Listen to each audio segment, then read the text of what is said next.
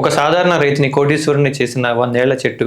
మహారాష్ట్రకు చెందిన కేశవ్ షిండే అనే ఒక రైతు పొలం నుండి 2018లో రైల్వే లైన్ వేయడం కోసం సెంట్రల్ రైల్వే 6.65 ఎకర్స్ ఆఫ్ ల్యాండ్ని అక్వైర్ చేసింది. అయితే ఈ ల్యాండ్ని సర్వే చేస్తున్న టైంలో ఒక సర్వే ఆఫీసర్ పొలం గట్టు మీద ఉన్న ఒక చెట్టుని 100 ఏళ్ల ఎర్రచందనం చెట్టుగా గుర్తించాడు. ఆ చెట్టు వెరీ రేర్ అండ్ ఎక్స్పెన్సివ్ అని తెలియడంతో అప్పటికే పొలానికి కంపెన్సేషన్ అందుకున్న రైతు ఆ చెట్టుకు కూడా కంపెన్సేషన్ ఇవ్వాలని కోరాడు.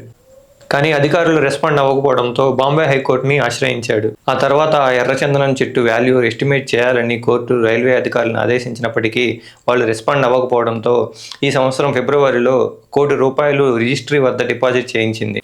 ఆ తర్వాత కూడా ఎస్టిమేషన్ ప్రాసెస్ స్టార్ట్ చేయకపోవడంతో ఏప్రిల్లో ₹50 లక్షల రైతుకి ట్రాన్స్ఫర్ చేయించింది. అయితే జూన్ 7 నాటికి కూడా రైల్వే అధికారులు రియాక్ట్ అవ్వకపోతే మిగిలిన 50 లక్షలు కూడా రైతుకి ట్రాన్స్ఫర్ చేస్తామని కోర్టు చెప్పింది. ఇంటర్నేషనల్ మార్కెట్లో కిలో ఎర్రచందనం 20,000 నుండి 50,000 వరకు ధర పలుకుతుంది. ఈ లెక్కన చెట్టు వాల్యూ ₹1 కోటి నుండి ₹5 కోట్ల వరకు ఉండవచ్చని కేశవ్ షిండే ఫ్యామిలీ ఎస్టిమేట్ చేశారు.